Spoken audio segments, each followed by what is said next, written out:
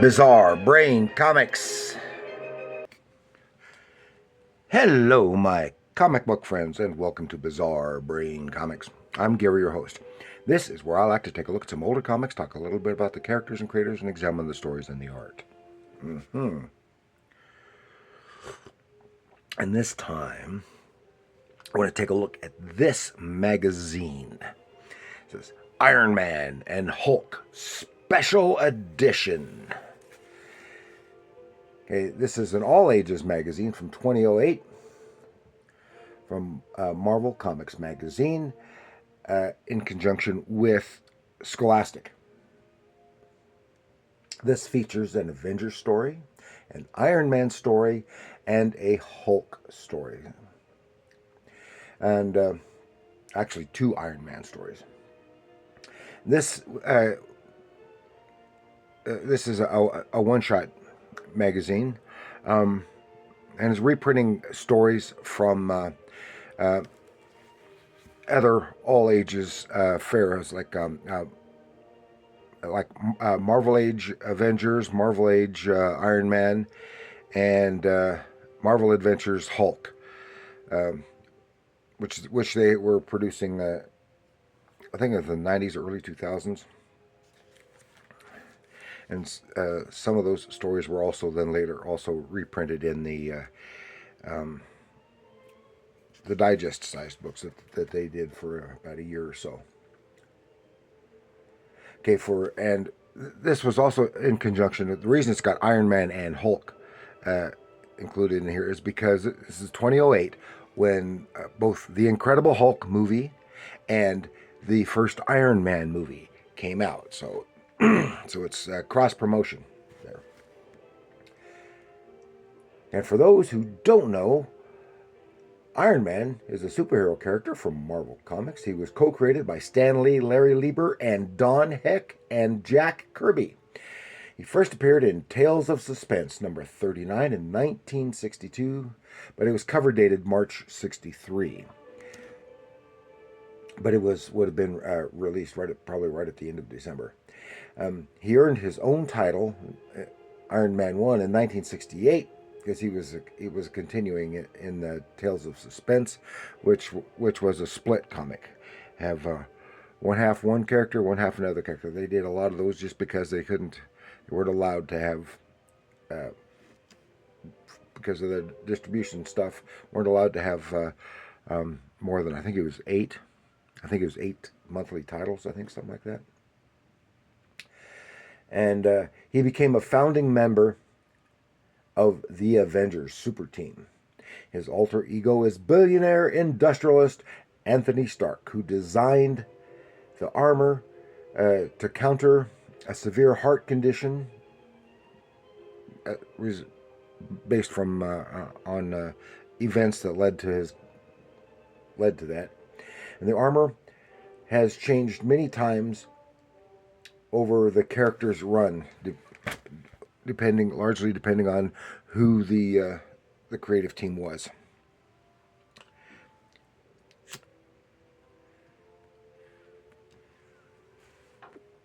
And none of these stories are part of the Marvel Earth 616 canon, and in fact, many are very different from that. Okay, this first story. Oh, first of all, I'll show nice cover. And I don't know who I can't make out the artist here. Something that's partly covered up. DN. I don't know. It also features Wolverine, Spider-Man, Captain America, and Storm, all as part of the Avengers, along with Hulk and Iron Man in the Avengers story. Collectible poster inside. It did not come with the poster. This, of course, this is secondhand. I don't know where these, to my knowledge, were not normally regular features in the comic shops. I think they were primarily to bookstores or other magazine outlets. It says collectible poster, entertaining activities and games for superhero comic book stories featuring the Avengers. And so this is before the Avengers movies. So what did we have on the back? Oh, just add for Marvel Encyclopedia and Marvel Adventures Hulk. And the Hulk story in here is one that I've got I've got an issue of one of the Marvel Adventures Hulk. Not this one though. And this story was featured in that, and I think it might even be in one of the digest comics that I've got. I'm not sure. We will take a little look here and see this great Avengers cover illustration, basically.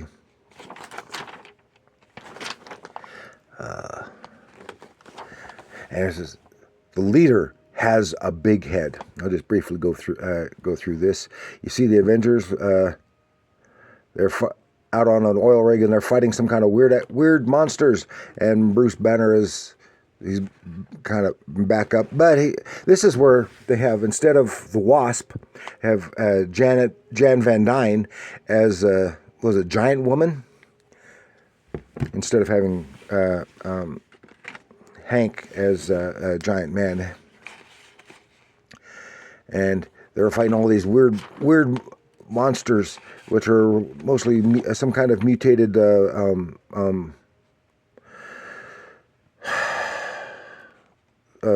deep sea creatures and stuff.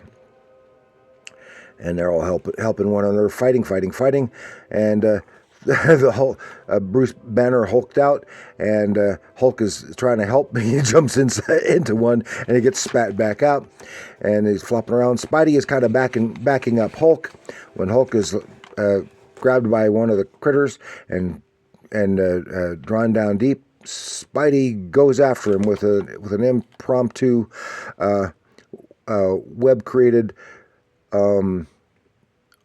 air bubble helmet. But while he's trying to get the unconscious Hulk, they are snatched by a submarine. And he finds that they are taken prisoner by the leader. Well, yada yada yada. He needs the Hulk for something. He's got the Abomination right there. Boy, his skull is extremely, ridiculously huge. It's always has been, but that's even more so. And as he plans on doing, getting the Hulk to, so he'll make him the Hulk permanently, and if you just help me out, well, the Hulk outwits him, smashes the the submarine which has arrived at the island where he has a base, and smashes through the side. They fight, and it's Hulk versus the Abomination. And of course, they chose this undoubtedly because it's got the leader and the Abomination. There's hints, and in the Hulk movie, there were a hint of the origin of the leader, and it had the origin of the Abomination in it. And so Hulk smash, with a little bit of proper goading from Wolverine, because they're inside a force field that the Avengers can't get into. And Hulk smash, good. Then we have a pinup, Iron Man pinup, and then Iron Man cover yellow. This is just a rehash, an update of the origin of Iron Man, which is considerably different from the original one, but still different from the one that was used in the movie. But it turns out he was doing something. And captured and injured. His vehicle crashed, and he is captured by agents of AIM, who's the ones that caused the crash. That's when he's injured. They have a scientist helping him out. Has the heart problem, and then they build armor. Except here, they build two suits of armor together to get free, take out the AIM bad guys, and but the old scientist is killed in the process, and Tony gets away, and then he's Iron Man again. And here in the center is kind of is loose, because this is where the poster was, and took out and it loosened these pages as well. It has a little game here. Now we have the regular Iron Man story. And this is takes place it's Enter the Dragon. This involves, well, this is where Tony Stark as Iron Man is not known that he is Iron Man, except for his buddy Rhodey. Even Pepper Potts doesn't know at this point. And he has had some problems at a factory of his in China. He goes to check it out as Iron Man. There's nobody there. He follows some traces to a hidden base out in the Gobi Desert somewhere, and he goes inside, and there are all of his employees who are being mind controlled by the villain Mandarin, and they are building something incredibly huge, and some kind of robotic thing. He's hiding. After some fighting, Iron Man is taken captive, but he's knocked unconscious. His armor takes over, takes him away, his unconscious body away from there, and takes him to the Great Wall of China.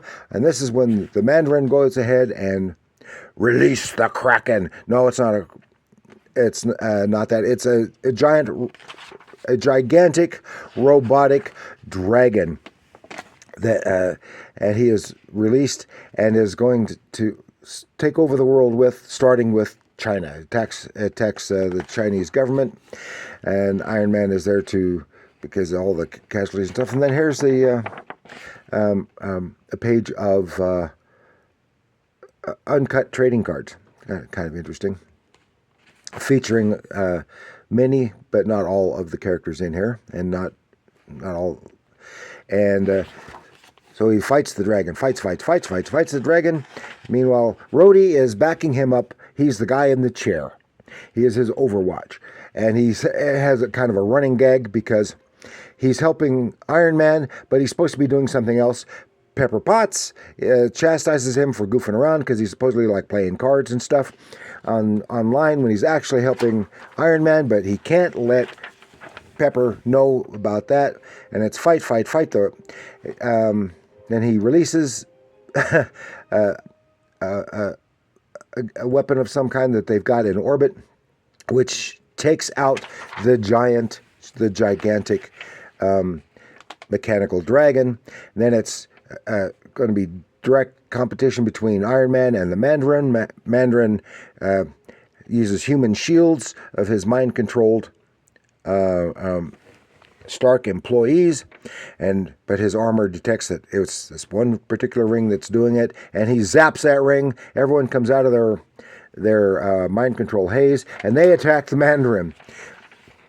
And then I have kind of a gag at the end when his commendation for the deeds of Iron Man with Stark there, but Stark obviously can't do it. So Rhodey is in the armor in his place, and he gripes about it smelling like sweat in there, and then he has to give him a reprimand because of Pepper Potts basically wrote him up, and that was kind of a gag. Here we go. Then we have a special Hulk pinup. Oh, this is a real nice one. I believe this is an Earl Norem. Could be Bob Larkin, but it looks more like an Earl Norem painting. That's a really good one. And then the Hulk story. And this is with, like I said, these are all various creators. So I'm not even going to try to tell all of the creators, but they all did a great job. I like these stories. I like all the artwork. And this is the Abomination. This is ostensibly the first appearance of the Abomination.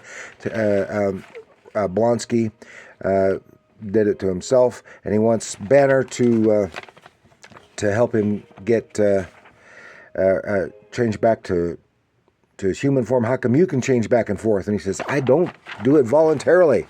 Yada, yada, yada. So that really ticks off Blonsky, the Abomination. And he goes, I am Abomination, a monster. Why can't I change back? And he says, you are the weak. Then he comes to the conclusion, you are the weak one. Oh, then Banner hulks out, and it's a fight. And he goes to attack the town again when that lured Banner there in the first place. and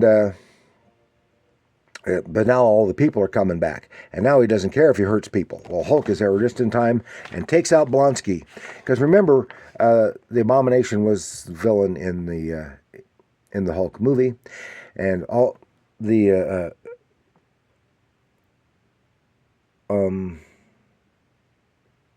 AIM was a villain in the second Iron Man movie, and Mandarin was a fake villain in the third Iron Man movie.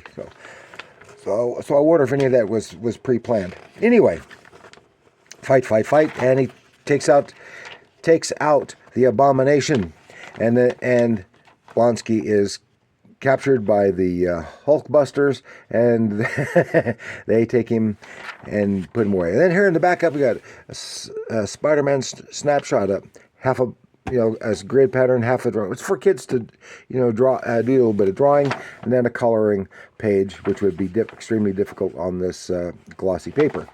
So, and that's is a lot of fun. It would have been good. This is stuff that I just never saw when it was originally out there, because, well, it wasn't at the stores usually at the stores that I would frequent, or if I did see them, I just chose not to get them at the time, and I don't remember them, which is unfortunate, because I like these books and these magazines. So I want to thank you for joining me. Please like, share, subscribe. Do leave your comments down below. Did you get any of these special, especially the Scholastic stuff of Iron Man, Hulk, or other Marvel characters? How about the Marvel Adventures books? I have a few of those. All right. Anything else? It has a ad here to subscribe. It even has X-Men First Class. I think I've got one issue of that, and those are like all I ever saw. Marvel Adventures, Avengers, Marvel Adventures, Spider-Man, and they have Marvel Adventures, the Hulk, and all that's some good fun stuff. So I want to thank you for joining me. Please, I already said that. So let me know what you think below. Answer any of those questions. Ask any questions that you might have. And remember, comics are art.